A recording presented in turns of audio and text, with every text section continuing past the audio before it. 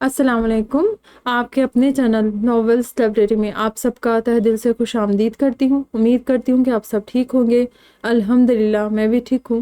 ہماری ناول کا نام ہے غم عشق کے حصار میں، مصنفہ عبیر احسن، اور ہم نے رائٹر سے ان کی ناول ہمارے چینل پر اپلوڈ کرنے کی پرمیشن لی ہے۔ امید کرتی ہوں ناول آپ لوگوں کو پسند آ رہی ہوگی۔ کیسی لگ رہی ہے ضرور بتائیے گا۔ پڑھتے ہیں ناول کی جانب۔ آپ نے ابو بکر کو بہت سر چڑھا رکھا ہے تہمینہ۔ آج رابعہ زندہ ہوتی تو وہ بھی اس کے اتنے ناز و نخرے نہیں اٹھاتی۔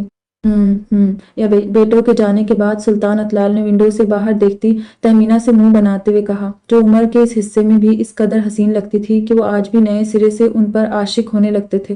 تہمینہ کی ماں اصل میں کشمیر سے تھی اور تہمینہ نے اپنی ماں کا سارا حسن چرا لیا تھا۔ رنگی اب بھی ڈارک براؤن عربی حجاب کے حالے میں ان کا سرخ سفید چہرہ چمک رہا تھا۔ ابو بکر کو میں نے کبھی رابعہ کا بیٹا یا اپنی سوتیلی اولاد نہیں سمجھا سلطان۔ پیدا ہونے کے کچھ منٹس بعد ہی وہ میری گود میں چلا آیا تھا۔ مجھے اس کا پہلا لمس آج بھی یاد ہے۔ اس نے بھی پیدائش کے بعد پہلی بار آنکھ کھول کر رابعہ کی جگہ مجھے دیکھا تھا۔ ماں کے روپ میں اسے پہلا لمس رابعہ سے کا نہیں بلکہ میرا ملا تھا، تو میں نے اسے جنم بھلے ہی نہ دیا ہو مگر اپنے سینے سے لگا کر سگی اولاد کی طرح پالا ہے۔ ابو بکر کی پیدائش کے وقت عمر سال بھر کا بھی نہیں تھا، اسی لیے ابو بکر کو عمر کی طرح ہی میں نے اپنا دودھ بھی پلایا ہے، اسے اپنا سگا اور سب سے چھوٹا بیٹا مانا ہے۔ میرے لیے احجم اور ابو بکر اپنے کریمہ آبان اور عمر سے کسی طور کم نہیں ہیں۔ میں نے کبھی یہ نہیں سوچا کہ میں آپ کے 3 بیٹوں کی ماں ہوں، میں خود کو آپ کے 5 بیٹوں کی ماں ہی مانتی ہوں۔ تہمینہ نے پاس بیٹھے شوہر کو خفگی سے دیکھتے ہوئے لگے ہاتھ جتا بھی دیا تھا کہ سلطان ان کی بات سن کر ہلکا سا مسکرائے تھے۔ میں نے کب کہا کہ آپ نے ہمارے بچوں میں فرق کیا ہے؟ بس اتنا ہی کہا کہ یہ ابو بکر آپ کے لاڈ پیار کی وجہ سے بہت بگڑتا جا رہا ہے، تو چھوٹا ہونے کی وجہ سے اسے کچھ زیادہ ہی رعایت مل جاتی ہے۔ سلطان اطلال کی بات سن کر اب تہمینہ بھی اپنی جگہ سے گھوم کر پوری طرح شوہر کی طرف متوجہ ہو گئی تھی۔ اور اکرمہ سلطان کے بارے میں کیا خیال ہے آپ کا؟ وہ تو ابو بکر سے کتنا بڑا ہے، غلبی پھر اسے کیوں رعایت دے کر آپ نے بگاڑ رکھا ہے؟ اللہ نے اسے جتنی پیاری صورت دی ہے، اس کی حرکتیں اس کے بالکل الٹ ہیں، جس کے پیچھے وجہ آپ کی بیجا حمایت اور سپورٹ ہے۔ وہ میرا اتنا سویٹ بیبی ہے کہ مگر غصے میں اس کی ساری سویٹنس کہیں کھو جاتی ہے۔ جانتے بھی ہیں وہ غصے میں کتنا وائڈ ہو جاتا ہے۔ ابھی کچھ دن پہلے ہی اس نے گاڑی میں میرے آبان کی پٹائی کر دی تھی۔ وہ شوہر کو گھورتے ہوئے بولی، جو انہیں مسکراتی نظروں سے بغور دیکھ رہے تھے۔ آبان کی تھی، اسے اکرمہ کو دھمکی نہیں دینی چاہیے تھی کہ وہ سیماب کو لکھنؤ کال کر کے اکرمہ کے کسی سیکریٹ افیئر کے بارے میں جھوٹی خبر دے دے گا۔ اس کے سوا اسے اکرمہ کو ویمپائر بھی نہیں کہنا چاہیے تھا۔ وہ اطمینان سے بولتے ہوئے تہمینہ کو حیران کر گئے تھے، یعنی بیٹے کی حرکت اور اس کے پیچھے چھپی وجہ سے وہ اچھی طرح واقف تھے۔ اچھا، تو پھر 2 دن پہلے زو میں جو آپ کے چہتے اکرمہ نے میرے بیٹے کے پیچھے عرفہ اور زریاب کے ساتھ اپنے زو تمام جانوروں کو لگا دیا تھا، تو اس کا کیا؟ آپ کے وہ ہاتھیوں کا جوڑا نک اور ہوپ آبان کے پیچھے پڑ گیا تھا۔ اگر میرے بیٹے کو کچھ ہو جاتا تو؟ تہمینہ اب واقعی برا مان کر بولی تھی، تبھی تو ان کا سویٹ بیبی اب آپ کا چہتا ہو گیا تھا۔ تب بھی آپ کے بیٹے کی ہی غلطی تھی اور اکرمہ نے ہی اسے بچایا تھا۔ اکرمہ اگر بروقت جانوروں کو کنٹرول نہیں کرتا تو آبان سلطان پورا دن زو سے باہر نہیں نکل سکتا تھا۔ اس کی ڈرپوک فطرت سے آپ اچھی طرح واقف ہیں۔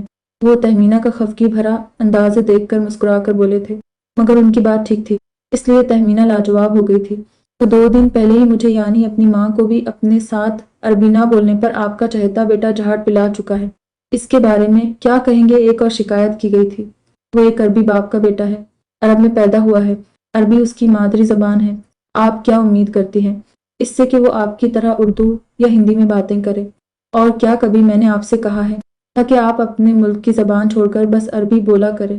بلکہ میں نے تو خود آپ کے لیے آپ کی زبان سیکھی ہے، مگر آپ کا بیٹا اگر آپ سے یہ کہتا ہے تو اس لیے کہ وہ اپنی مادری زبان کے لیے ذرا زیادہ ہی حساس ہے، اسی لیے آپ کو ٹوک دیتا ہے۔ ٹھیک ہے، اکرمہ کی ننھیال اردو کو ہے، مگر وہ خود تو نہیں ہے نا، سلطان اطلال نے بیوی کو سمجھاتے ہوئے کہا تھا۔ حالانکہ یہ بات بالکل سچ تھی، لیکن انہوں نے بیوی کی خاطر اردو سیکھی تھی، مگر تہمینہ کو ان کی بات تانے جیسی لگی تھی۔ تبھی وہ برا مان کر دوبارہ ان کی طرف سے رخ موڑ گئی تھی۔ میری بھانجی بھی میرے ملک سے تعلق رکھتی ہے کہ وہ عربی بولنا نہیں جانتی اور نہ ہی وہ آپ کے چہتے کی مادری زبان سیکھنے میں انٹرسٹیڈ ہے۔ اس نے پہلے ہی کہہ دیا ہے کہ وہ میری طرح اس معاملے میں کمپرومائز نہیں کر سکتی، اسی لیے بہتر ہوگا کہ اکرمہ سلطان کو ابھی سے سمجھا دی کہ وہ خود کمپرومائز کرنا سیکھے۔ کیا شادی کے بعد اگر بیوی کو بھی ماں کی طرح عربی نہ بولنے پر اس نے رگیدہ تو آپ کے چہتے کو میں بھی نہیں بخشوں گی، وہ منہ پھلا کر خفگی سے بولی تھی، اور ان کی بات سن کر سلطان اطلال عادت کے برخلاف قہقہا لگا کر ہنس پڑے تھے۔ میں نے کب کہا کہ آپ اس کو بخش دیا کرے؟ آپ اس کی ماں ہیں، اگر آپ کو پریشان کرتا ہے تو آپ اس کے کان کھینچنے کا پورا حق رکھتی ہے۔ میری مجال ہے جو میں آپ کو ٹوک دوں، ویسے ہی اچھا ہے۔ اگر آپ کو غصہ دلائے تو اکرمہ میرا چہتا بیٹا ہو جاتا ہے، اور جب آپ کا حکم مانے تو آپ کا سویٹ بیبی بن جاتا ہے۔ وہ مسکراتے لہجے میں بولے کہ تبھی اچانک ان کا فون بجا تھا۔ عمر کی کال تھی۔ ہاں عمر بولو، وہ بامشکل مسکراہٹ روکتے ہوئے بولے۔ بابا ہمیں ابھی رباب بھابھی مطلب رباب بھابھی کی وہ ہمشکل لڑکی ہمیں یہاں مال میں ملی ہے، اور شقیق نے بھی انہیں دیکھ لیا تھا۔ وہ انہیں دیکھ کر آؤٹ آف کنٹرول ہو چکے تھے، اور پھر عمر نے جلدی جلدی باپ کو ساری بات بتا دی تھی، جسے سن کر سلطان اطلال کے چہرے کے عضلات تن گئے تھے۔ ان کے چہرے پر چھائی نرمی برہمی میں بدل گئی تھی۔ کہاں ہے وہ لڑکی؟ وہ سرد آواز میں پھنکارتے ہوئے پوچھنے لگے تھے، اور ان کی غصیلی آواز سن کر تہمینہ نے فوراً گردن گھما کر شوہر کا چہرہ دیکھا۔ وہ یہاں سے بھاگ نکلی بابا، مگر آپ کا اور بروز اکرمہ کا کہنا صحیح تھا، وہ اسی شہر میں موجود ہے۔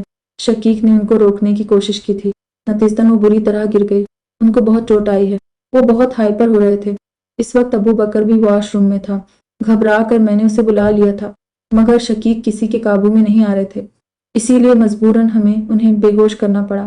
ہم مال سے نکل چکے ہیں، مال میں سٹاف سے ہمیں پتہ چلا ہے، یہاں پاس میں ہی ایک ہاسپٹل ہے، ہم شقیق کو لے کر وہیں جا رہے ہیں۔ عمر نے باپ کو تفصیل سے بتاتے ہوئے ہاسپٹل کا نام بھی بتا دیا تھا۔ ٹھیک ہے، تم ہاسپٹل پہنچو، ہم بھی وہیں آ رہے ہیں۔ ڈرائیور فون ہاسپٹل چلو۔ عمر کو ہدایت دینے کے ساتھ وہ ڈرائیور کو ہاسپٹل کا نام بناتے ہوئے بولے، تبھی گاڑی کی سپیڈ مزید تیز ہو گئی تھی، جبکہ سلطان اطلال کی آنکھیں نہ جانے کیا سوچ کر بری طرح جل اٹھی تھی۔ ہاں عمر بولو، کہاں پہنچے تم؟ ارتیزا اور ساریم سے میٹنگ کے بعد اکرمہ چھوٹے بھائی کی کال سننے کے لیے دوبارہ صوفے پر ڈھہ گیا تھا۔ آبان پیسے رکھنے اندر چلا گیا تھا۔ وہ میں اور ابو بکر گاڑی میں ہیں اور شقیق کو لے کر ہاسپٹل جا رہے ہیں۔ عمر نے بھائی کو بتاتے ہوئے گاڑی میں بے ہوش پڑے اعظم پر ایک نظر ڈالی اور جلدی جلدی اکرمہ کو ساری صورتحال سے آگاہ کیا تھا۔ جبکہ دوسری طرف ہوٹل میں موجود اکرمہ کا دماغ بھائی کی بات سنتے ہی گھوم کر رہ گیا تھا۔ وہ ایک جھٹکے سے اپنی جگہ سے اٹھا تھا۔ شقیق کو زیادہ چوٹ تو نہیں آئی؟ اکرمہ نے بے قراری سے پوچھا تھا۔ نہیں بڑو، مگر وہ رباب کو دیکھ کر بالکل حواس کھو بیٹھے، اسی لیے میں نے ان کو بے ہوش کیا ہے۔ آپ جلدی سے ہاسپٹل چلے آئیں تو بابا اور مما بھی آ رہے ہیں۔ عمر نے اکرمہ کو ہاسپٹل کا نام بتاتے ہوئے جلد سے جلد پہنچنے کی تلقین کی تھی۔ میں پہنچ رہا ہوں، اکرمہ نے سنجیدگی سے کہتے ہوئے کال ڈسکنیکٹ کر دی تھی۔ آبان، اس نے دھاڑتی آواز میں آبان کو آوازیں دی، تبھی آبان تیزی سے باہر آیا تھا۔ کیا ہوا؟ کیوں چلا رہے ہو؟ خیریت تو ہے؟ وہ اکرمہ کے ضبط سے بھینچے جبڑوں کو دیکھ کر تشویش سے پوچھنے لگا تھا۔ اس کے ذہن نے فوراً الرٹ کیا تھا کہ ضرور کوئی گڑبڑ ہو چکی ہے، جبکہ اکرمہ نے اپنی جلتی نگاہوں سے ایک نظر آبان کو دیکھ کر اسے مختصراً سب بتا دیا تھا۔ تم سیدھے یہاں سے مال جاؤ، وہاں گراؤنڈ فلور پر ہی ایک جینٹس ویئر شو روم ہے، یا کچھ بھی کر کے اس شو روم سمیت مال کے پورے گراؤنڈ فلور کی پچھلے 1 گھنٹے کی CCTV فوٹیج نکلواؤ۔ مجھے وہ ویڈیو کسی بھی قیمت پر چاہیے۔ اسٹاف کو خریدو، جتنا پیسہ مانگتے ہیں، مگر لے کر آؤ۔ میں ہاسپٹل جا رہا ہوں، تم بھی اس کام سے نپٹ کر ہاسپٹل پہنچو۔ اس کے بعد اس ارتیزا شاہ سے بھی مجھے ایک تفصیلی ملاقات کرنی ہے۔ شقیق رباب کو دیکھ چکے ہیں، اور ممکن ہی نہیں کہ وہ اب اسے بنا لیے واپس جائیں، اسی لیے ہمیں جلد سے جلد رباب کو حاصل کرنا ہے۔ اکرمہ سنجیدگی سے بولتا ہوا ایک جھٹکے سے پلٹا اور اپنے ساتھ 2 گارڈ کو لے کر روم سے باہر نکلتا چلا گیا۔ آبان بھی پور سوچ انداز میں اسبات میں سر ہلاتا ہوا باقی گارڈ کے ساتھ مال جانے کے لیے نکل گیا تھا۔ کچھ ہی دیر میں وہ مال پہنچ چکا تھا، جو ہوٹل کے پاس ہی تھا۔ یہ مال کا پچھلا دروازہ تھا، ڈڈان، جس سے مگن سے انداز میں اندر داخل ہوتے ہوئے اس کی نظر اچانک ایک البینو لڑکے پر پڑی تھی، جسے دیکھ کر وہ فوراً اپنی جگہ رکا تھا اور اس بندے کو دیکھ کر شاکڈ رہ گیا تھا۔ اس کا منہ بھی حیرت سے کھل گیا تھا۔ OMG، یہ تو بالکل اعظم، شقیق اور اکرمہ جیسا ہے، ڈٹو بلکہ کاربن کاپی۔ کہ وہ اس البینو کو دیکھتے ہوئے مال کے ایک کونے میں کھڑا زیر لب بڑبڑایا تھا۔ اکرمہ سلطان، بہت جرم ہے تو تمہیں اپنی خوبصورتی کا۔ اکرمہ سلطان جیسا کوئی ہو تو ڈھونڈ کر لاؤ۔ دیکھو، AB سلطان نے اکرمہ جیسا ڈھونڈ ہی لیا۔ اس نے زیر لب بڑبڑاتے ہوئے اکرما کے لہجے کی نقل کی اور تیزی سے اپنے فون کا کیمرہ آن کر کے اس البینو کی پکس لینی شروع کر دی تھی۔ مسٹر البینو، سوری، مگر اپنے وائٹ ٹائگر اور اعظم شقیق کے لیے بنا تمہاری اجازت یہ غیر اخلاق حرکت کر رہا ہوں، تاکہ اکرما سلطان کو بھی پتہ چلے کہ خوبصورتی واحد اس کی میراث نہیں، اللہ کی اس دنیا میں ہر طرف حسن بکھرا پڑا ہے۔ آبان نے خوشی سے ایکسائٹیڈ ہوتے ہوئے کھٹاکھٹ اس خوبصورت البینو کے فرنٹ پوزیز کے ساتھ کتنی ہی تصاویر اپنے ڈیجیٹل فون میں قید کر لی تھی۔ اس کے کیمرے کی کوالٹی بے حد شاندار تھی کہ کئی میٹر دور سے لی جانے والی تصویر بھی بالکل صاف اور واضح نظر آتی تھی۔ آخری لیول تک زوم کرنے کے باوجود تصویر میں رکھاپن یا دھندلاہٹ نام کی کوئی چیز نہیں رہتی تھی۔ یہ ایک مہنگے ترین اور لیٹسٹ فون کی کوالٹی تھی جس کا اس وقت آبان کو بہت فائدہ ہوا تھا۔ اپنے فون سے وہ اس البینو سمیت اس کے ساتھ موجود لڑکی کی بھی تصویریں لے چکا تھا، حالانکہ وہ بس اس لڑکے کو ہی کیپچر کرنا چاہتا تھا، مگر لڑکی اس لڑکے کے اس قدر قریب تھی کہ نہ چاہتے ہوئے بھی لڑکے کے ساتھ وہ تصویروں میں آ گئی تھی۔ شاید وہ دونوں ہسبینڈ وائف تھے، تبھی لڑکے نے پورے استحقاق سے لڑکی کو اپنے ایک بازو کے حلقے میں لیا ہوا تھا۔ وہ دونوں آبان کے سامنے ہی باتیں کرتے ہوئے مال سے نکلتے چلے گئے اور آبان بھی اکرما کے متوقع تاثرات کو سوچ کر محظوظ ہوتا ہوا آگے بڑھ گیا تھا۔ اسے اکرما نے جس شو روم کا بتایا تھا وہ گراؤنڈ فلور پر تھا اور وہ شو روم کے سامنے پہنچ چکا تھا۔ تبھی اس نے سر اٹھا کر ایک نظر شو روم کے بورڈ پر ڈالی تھی اور پھر گلاس ڈور کھول کر اندر داخل ہو گیا تھا۔ وہ سب شاہ حویلی واپس آ چکے تھے۔ ان کی واپسی پر انیلا بھی انہیں حویلی کے حال میں ہی اپنے بابا اور ساحر شیر شیرازی کے ساتھ بیٹھی مل گئی تھی۔ سمیر اپنی آفس کی مصروفیت کی وجہ سے نہیں آ سکا تھا، اس کی آمد رات تک متوقع تھی۔ انیلا کے دونوں بچے اسعاد اور امادہ کے ساتھ حویلی کے پیچھے جانوروں کے باڑے میں تھے۔ تبھی انیلا ریلیکس سے بیٹھی تھی اور سب کے اندر داخل ہوتے ہی وہ لپک کر اٹھتے ہوئے سب سے ملنے لگی تھی۔ صحابیہ گڑیا، دیکھا میں نے کہا تھا نا کہ یہ چاند میرے ہی کسی بھائی کا مقدر بنے گا، انیلا نے صحابیہ کی پیشانی چومتے ہوئے محبت سے کہا تھا، جو اس وقت عبایا اور حجاب میں لمبی سی کالی نقاب اور کالے گلوز پہنے مکمل پردے کے ساتھ کھڑی تھی۔ سارین نے ایک نظر بیوی پر ڈال کر فوراً نگاہوں کا زاویہ بدل لیا تھا۔ اس وقت اشال کی وجہ سے اس کا موڈ بے حد برا ہو رہا تھا۔ مبارک ہو دولہے میاں، تیار رہنا، تم دونوں کو اب میں بخشوں گی نہیں، ڈبل نیک لوں گی۔ وہ سارین کی پیشانی چومتے ہوئے محبت پاش نظروں سے اسے اور جارون کو دیکھتے ہوئے بولی، مگر اس وقت جو صورت حال تھی اسے دیکھتے ہوئے وہ دونوں بہن کی بات پر مسکرا بھی نہیں سکے تھے، جبکہ انیلا سارین کے بعد جارون کو گلے لگا کر پیار کرتی ہوئی آگے بڑھ گئی تھی اور ڈری سہمی خاموش سی اشال سمیت زورن علائے سے ملتے ہوئے وہ اپنی اماں اور نغمہ نا کے گلے لگ گئی تھی۔ نغمہ نا کے بارے میں انیلا کو ساحر شیرازی اور ذوالفقار شاہ بتا چکے تھے، بلکہ ابھی سب کے آنے سے پہلے وہ تینوں انہی کی باتیں کر رہے تھے۔ نیل نے انیلا نے خوبصورتی سے مسکراتی نغمہ نا کو بغور دیکھا، وہ انہیں واقعی دوسری شال کی کاپی لگی تھی۔ انیلا کو ساحر شیرازی اور ذوالفقار شاہ نے بتایا تھا کہ نغمہ نا بہت ہنسمکھ اور شرارتی تھی، مگر وہ تو بہت خاموش طبع لگ رہی تھی، بلکہ خود اشال بھی اس وقت خاصی چپ چپ سی تھی۔ انیلا نے ان دونوں کو حیرت سے دیکھتے ہوئے بے اختیار سوچا اور پھر سر جھٹکتے ہوئے وہ باری باری زیب اور سیف سے ملتی سب سے آخر میں اندر داخل ہونے والے ازراق اور ارتیزا کے گلے لگ گئی تھی۔ بابا، آپ بالکل ٹھیک کہتے ہیں، ہمارا ارتیزا واقعی سب کے لیے بہت مبارک ہے۔ کہاں میں سالوں سے اس کی شادی کے خواب دیکھتی تھی اور اس سے اصرار کر کے مری جاتی تھی کہ شادی کر لوں، مگر اب دیکھیں میرے بھائی نے ایسا اپنے سر پر صحرا سجایا کہ لائن سے سب کو اپنے ساتھ دولہا بنا ڈالا۔ زہر کامی، زیب، سارین کے بعد اب جارون کی بھی شادی ہو رہی ہے، میں کتنی خوش ہوں بتا نہیں سکتی۔ اللہ میرے سارے بھائیوں کو دونوں جہان کی خوشیاں دے۔ ارتیزا نے بہن کو بازو کے ایک حلقے میں لیا ہوا تھا، تبھی انیلا نے خوش دلی سے کہتے ہوئے بھائی کا بازو چوم لیا تھا۔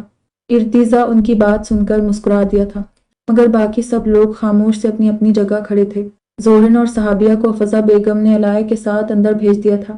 ارتیزا کے اشارہ کرنے پر اشال کو بھی ازراق اپنے ساتھ ہو پر روم میں لے گیا تھا۔ باقی سب سنجیدہ صورتوں کے ساتھ کھڑے تھے۔ ان سب کی خاموشی کو ذوالفقار شاہ سمیت ساحر شیرازی نے بھی شدت سے محسوس کیا تھا، اور پھر اشال کے جانے کی دیر تھی کہ حفصہ بیگم ایک طرف صوفے پر بیٹھتے ہوئے بے آواز رونے لگی تھی۔ انہیں یوں غیر متوقع روتے دیکھ کر ذوالفقار شاہ اور ساحر شیرازی کے ساتھ انیلا بھی حیران رہ گئی تھی۔ بھابی جان، کیا ہوا؟ کیوں رو رہی ہے؟ ساحر شیرازی نے حیرت سے پوچھا، جبکہ ذوالفقار شاہ بھی بیوی کو حیرت سے دیکھتے ہوئے ان کے پاس صوفے پر جا بیٹھے تھے۔ حفصہ بیگم کے دوسری طرف انیلا بیٹھ گئی تھی۔ کیا ہوا؟ ارتیزا بتاؤ، مجھے تمہاری اماں کیوں رہی ہیں؟ जुल्फ़कार शाह ने सवालिया नजरों से इर्तिजा को देखते हुए पूछा था। साहिर शिराजी की भी उलझन भरी नजरें इर्तिजा समेत वहां मौजूद सब लड़कों पर टिकी थी। तभी इर्तिजा एक गहरा सांस लेता हुआ जुल्फ़कार शाह के पास ही सोफे पर बैठ गया था और धीरे धीरे इन्हें सब बताता चला गया था।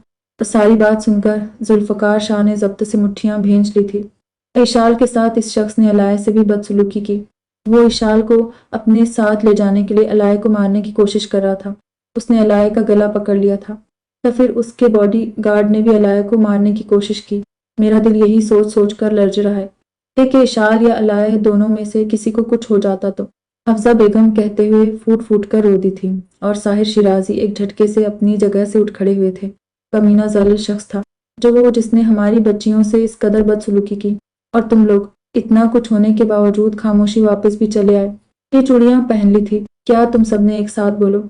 ये दिन देखना भी रह गया था, इस दिन के लिए परवान चढ़ाया था हमने तुम्हें। इर्तिजा, ये सब तो सारा तमाशा देखकर नामर्दों की तरह खामोशी से वापस चले आए। इस एक अकेले बंदे का कुछ ना बिगाड़ सके मगर तुम, तो तुमसे कम मुझे ये उम्मीद नहीं थी।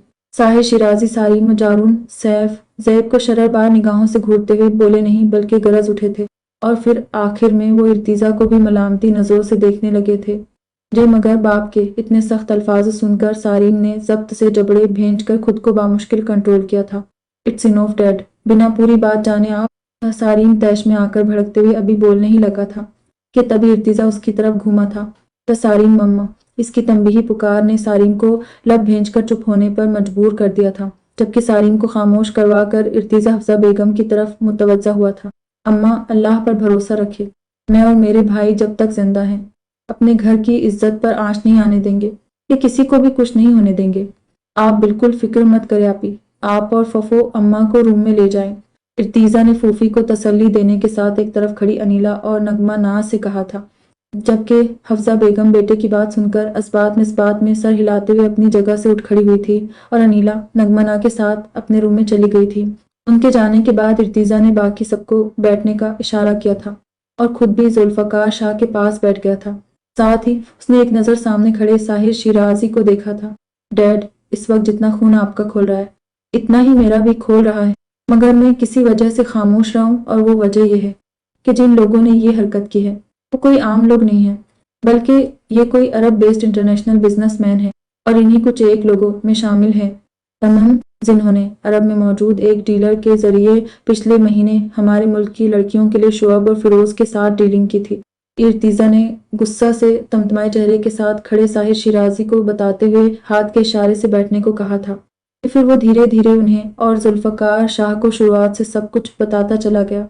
वो दोनों भाई हैरत से इसकी बातें सुन रहे थे, और फिर इससे पहले कि वो उसे कोई जवाब देते कि तभी अज्जद हाँफता हुआ वहां चला आया था। भैया, मैं माल सिक्योरिटी इंतजामिया से पिछले 1 घंटे की सीसीटीवी फुटेज ले आया हूँ। अज्जद अपनी पॉकेट से एक छोटी सी डिवाइस निकाल कर इर्तिजा को देता हुआ बोला। इस इर्तिजा ने इसके हाथ से डिवाइस लेकर जारून को इशारा करके उसका लैपटॉप मंगवाया था। साहिर शिराजी भी अपनी जगह से उठकर भाई के पास आकर बैठ गए थे। फिर जारून के लैपटॉप लाते ही इर्तिजा ने डिवाइस लैपटॉप के साथ कनेक्ट कर ली थी और वीडियो स्टार्ट हो गई थी। सारिम, जारून इर्तिजा के पास ही आ बैठे थे। अज्जद और सैफ सोफे के पीछे जा खड़े हुए थे। वो सब लोग इस शख्स की जलालत अपनी आंखों से देखना चाहते थे। वीडियो स्टार्ट हो गई थी। ये पूरे माल के बजाय बस इसी शोरूम की वीडियो थी जहां इशाल को हैज़म मिला था। हर शोरूम में कैमरा दाखिली दरवाजे के सामने लगा था। तभी वीडियो में शोरूम के दरवाजा और आसपास के मुनाजिर दिखाई दे रहे थे। हाँ, कुछ देर तो स्क्रीन पर कुछ एक कस्टमर्स के सिवा स्टाफ के कुछ लोग ही नजर आते रहे थे यकम, मगर फिर वीडियो के 20-25 मिनट आगे बढ़ते ही इन्होंने इशाल और अलाय को शोरूम में दाखिल होते देखा था, और वो सब अलर्ट हो गए थे। तो दोनों मुद अंदर दाखिल होते ही हैंग हुए कपड़ों को देखने लगी थी। फिर एक के बाद मुख्तलिफ कपड़े पसंद करती हुई वो काउंटर पर खड़े बंदे से पैक भी करवाती जा रही थी, और फिर अलाया इशाल को छोड़कर आगे की तरफ यानी कैमरे की रेंज से बाहर निकल गई थी। वीडियो मजीद आगे बढ़ी थी और कुछ सेकंड्स के बाद किसी ने शोरूम का दाखिली दरवाजा खोला था। दरवाजा खुलते ही एक काला अफ्रीकी अंदर आया था। इसके बाद खुले दरवाजे से व्हील चेयर पर बैठा एक बंदा अंदर दाखिल हुआ था, जिसके पीछे 4-5 गार्ड मजीद थे। मगर इस शख्स का चेहरा देखते इर्तिजा, साहिर शिराजी समेत वो सारे भाई शशदर रह गए थे, और जारून ने फौरन वीडियो पोज की थी। ओह माय गॉड भैया, ये یہ تو بالکل اکریمہ اور آپ کے جیسا ہے۔ یہ کیسے ہو سکتا ہے؟ بھیا، اکریمہ ہمیں بیوقوف بنا رہا ہے، یا پھر یہ ہم سب کی آنکھوں کا دھوکہ ہے؟ یہ شخص بالکل اکریمہ جیسا ہے، یا شاید اکریمہ ہی ہے، مگر ایسا کیسے ہو سکتا ہے؟ اکریمہ ہمارے سامنے اپنے پیروں پر چل کر آیا تھا، مگر یہ شخص تو معذور ہے۔ جارون یک ٹک اسکرین کو دیکھتا ہوا بے یقینی سے بولا تھا۔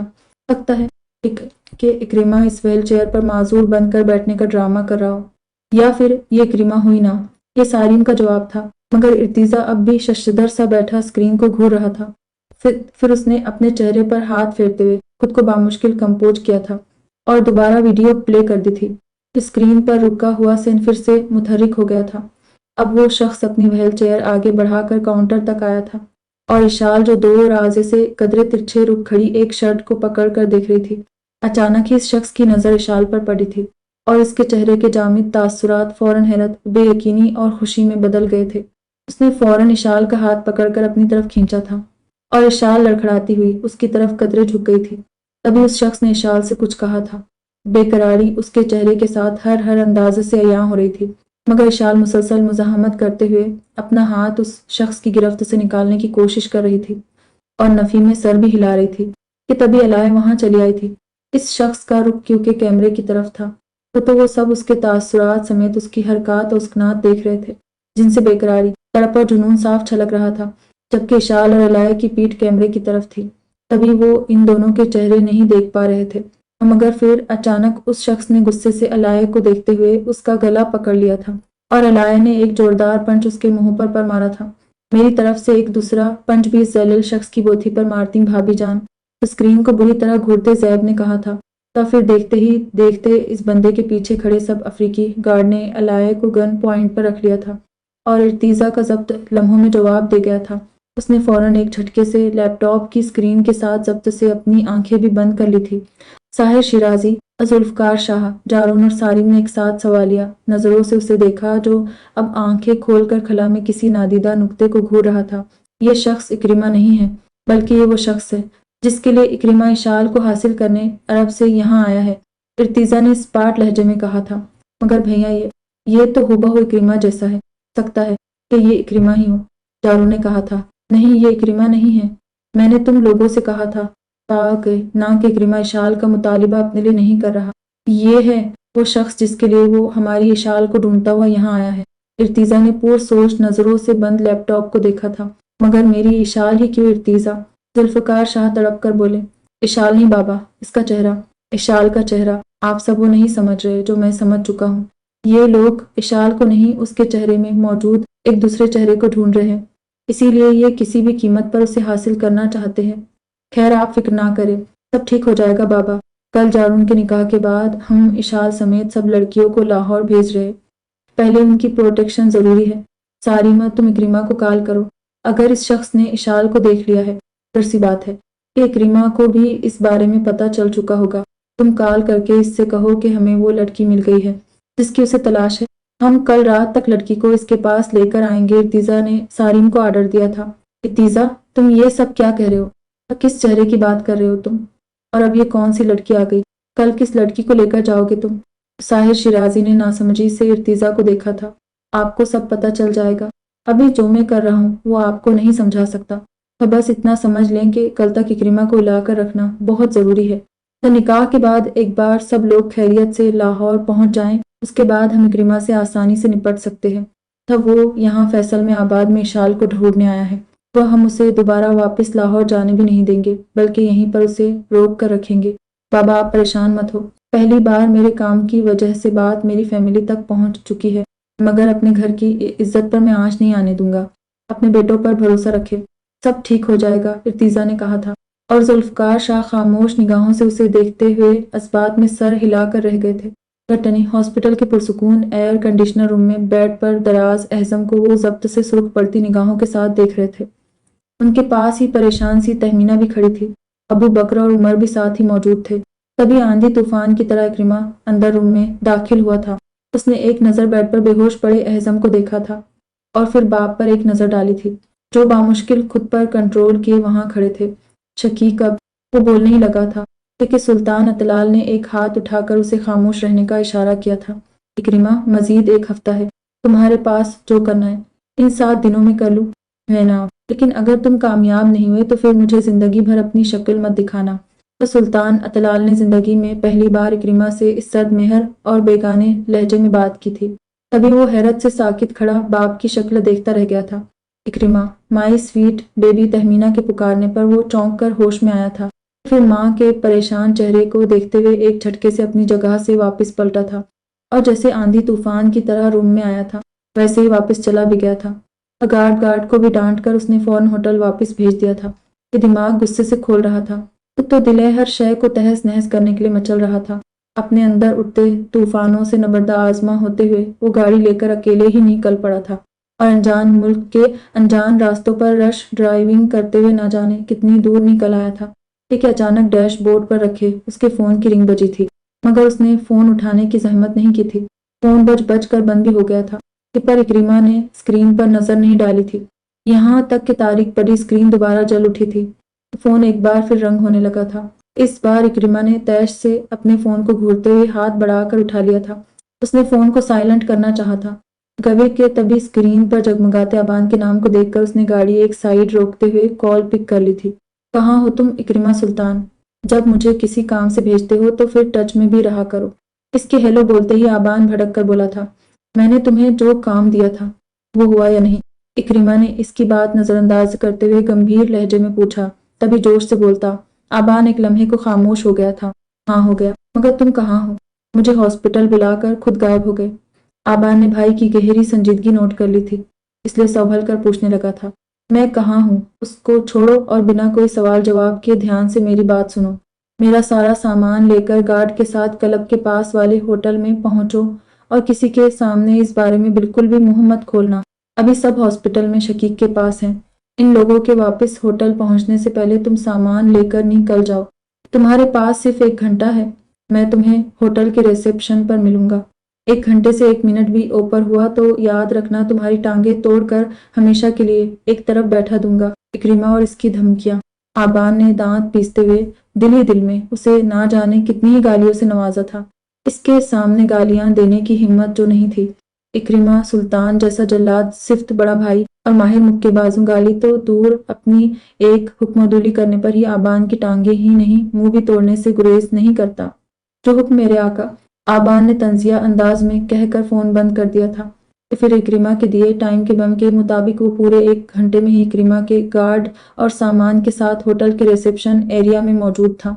इकरिमा ने उसे देखते हुए सोफे से उठकर बिना कुछ कहे लेफ्ट की तरफ कदम बढ़ा दिए थे, जबकि होटल का मैनेजर इकरिमा के गार्ड और इसका सामान बेल बॉय को साथ लाने का इशारा करते हुए खुद भी इकरिमा और आबान के साथ होटल के लग्जरी रूम की तरफ बढ़ गया था कि वो इन दोनों भाइयों के पीछे पीछे चल रहा था। कुछ देर पहले इकरिमा जब इस होटल में आया था तो इसकी गैरमामूली शक्ल और सूरत के साथ उसकी आईडी और दीगर डॉक्यूमेंट्स देखकर मैनेजर चौंक गया था। वो एक बहुत बड़ा इंटरनेशनल बिजनेसमैन था। हालांकि उनके होटल में आम तौर पर गैर मुल्की कस्टमर्स आते ही रहते थे जिन्हें स्पेशल प्रोटोकॉल दिया जाता था।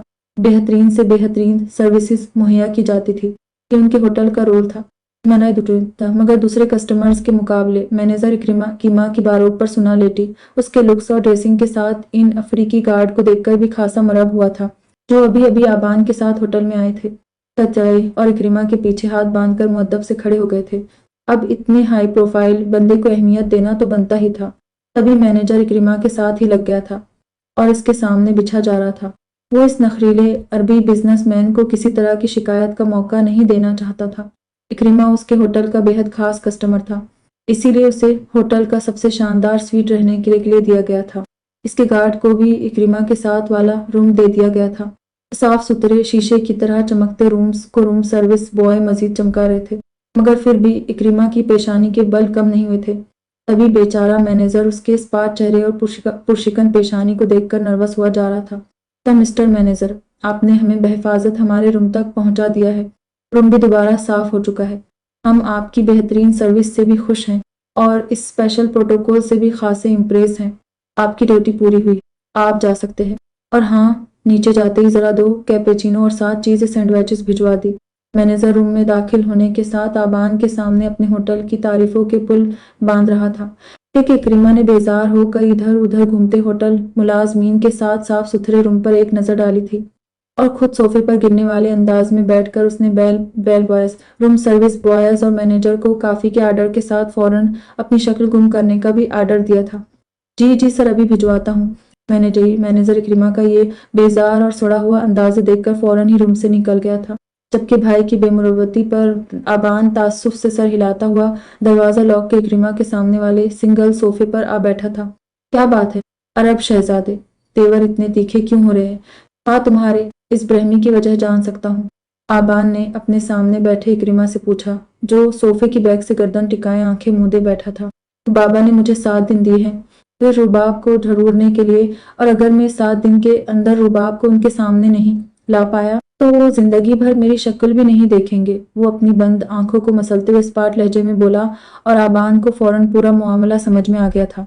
ओ हाँ, अच्छा तो इसीलिए तुम अपसेट हो।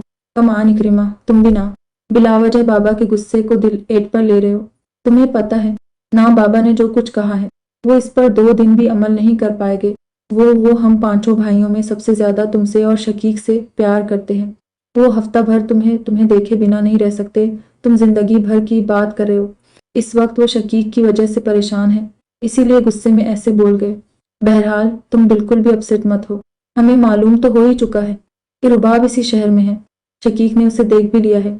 हम भी इस तक जल्द ही पहुंच जाएंगे। तुम एक काम करो, इर्तिजा शाह को कॉल करो और उसे बताओ कि रुबाब को अभी हमने देखा है।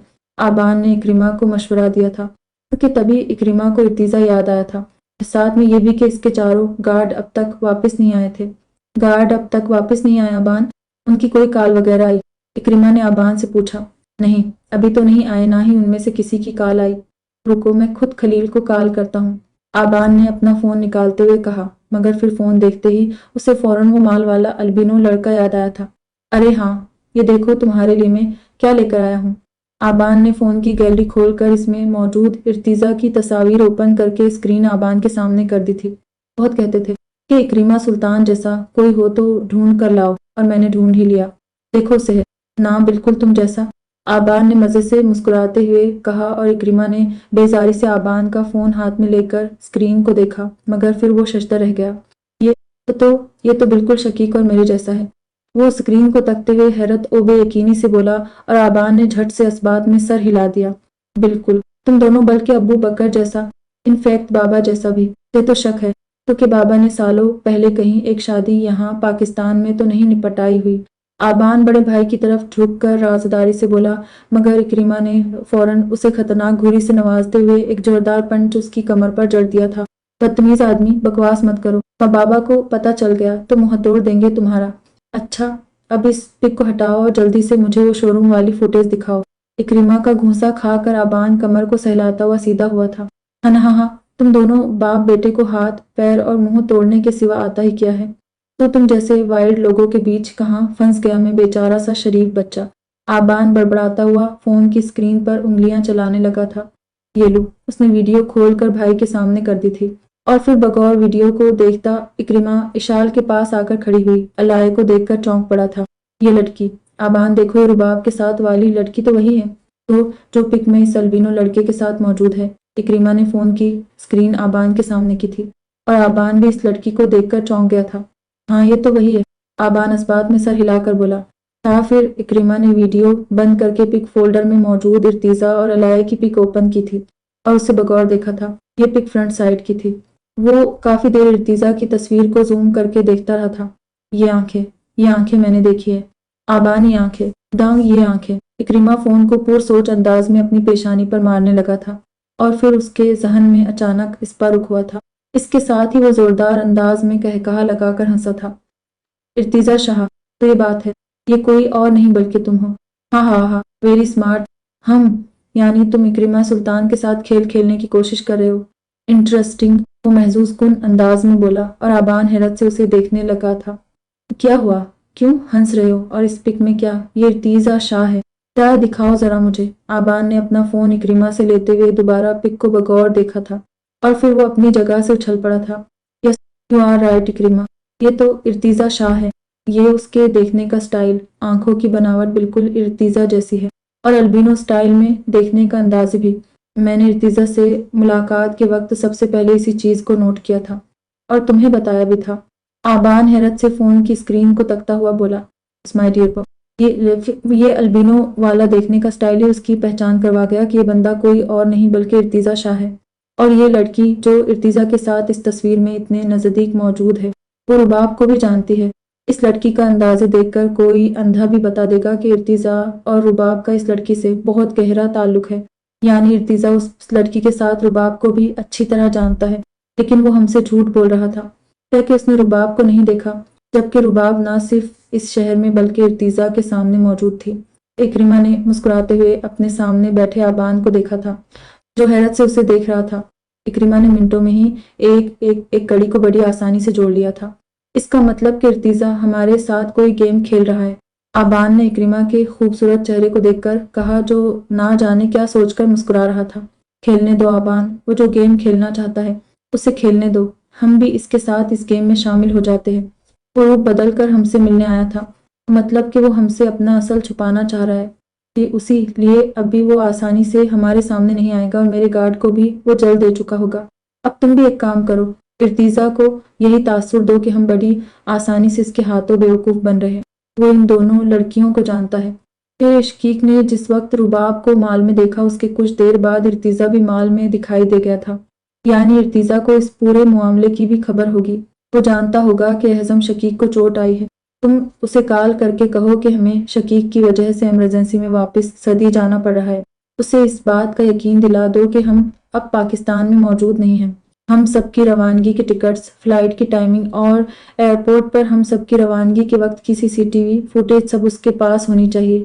اسے مکمل یقین آ جانا چاہیے کہ ہم واقعی واپس جا چکے ہیں، تاکہ وہ مکمل ہم سے بے پرواہ ہو جائے۔ اس کے بعد ہم اس پر وار کریں گے۔ بابا کو 1 ہفتے کے اندر رباب چاہیے نا؟ میں اس سے پہلے رباب کو ان کے سامنے لا کر کھڑا کر دوں گا۔ بہرحال چلو ذرا ایک چکر کلب کا لگا کر آئیں۔ اس سلسلے کو دوبارہ سے اسی جگہ سے شروع کرتے ہیں جہاں سے اس کی شروعات ہوئی تھی اور ہمیں ارتضا شاہ کا پتہ ملا تھا۔ اکرمہ پور سوچ انداز میں بولتا ہوا آبان کو کھا کے لحد اٹھ کھڑا ہوا تھا۔ اس کے چہرے پر پھیلے ناقابل فہم تاثرات کو آبان سمجھ نہیں سکا تھا، مگر اس وقت اس سے کچھ پوچھنا بیکار تھا، اسی لیے خاموشی سے اٹھ کر اس کے ساتھ چل دیا تھا۔